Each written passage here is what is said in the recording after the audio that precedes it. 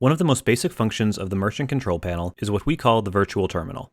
This is how you can run sales and other transaction types directly through your web browser.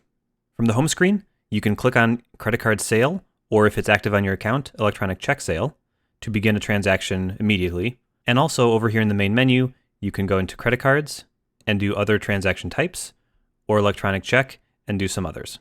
Right now, we're going to run a credit card sale. So I'm just going to go to this main screen and hit this, which takes me to the sale page. So this is the main page that you're going to go on. You can see there's quite a few fields here that you can fill out however you see fit.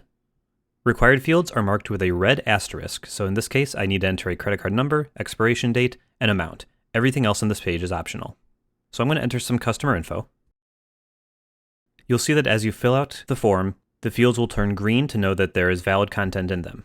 If you enter something that is not valid, you'll get a validation message showing you what you need to do. I'm also going to give this transaction an order ID. This is my very first transaction, so I'll give an order ID of 1. And I can keep going down and fill out as much as I need. This is a basic transaction, so I'm not going to fill out anything else. And I also notice down here that there's more information than I think I need.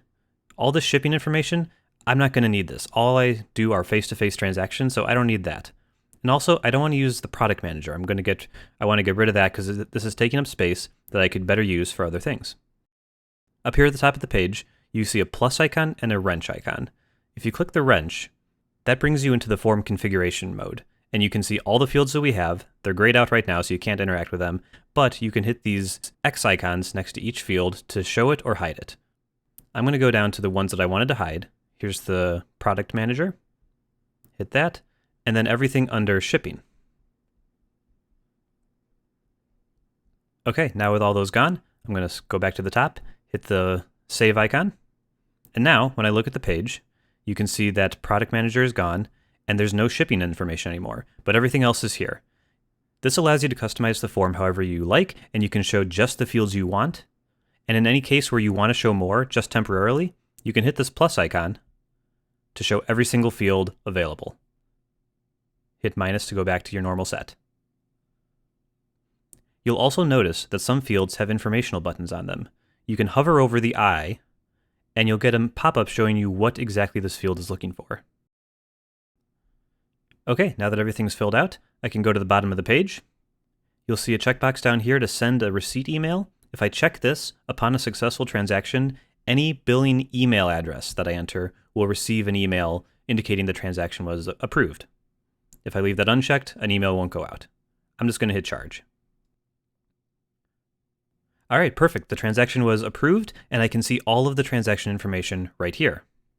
If I'd entered billing and shipping information, it would appear in this section here.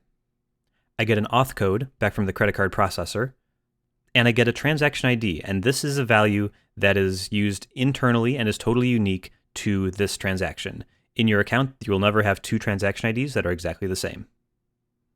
Up at the top of the page, there are a few options. You can print a receipt if you want to print one for your records or to give to a customer.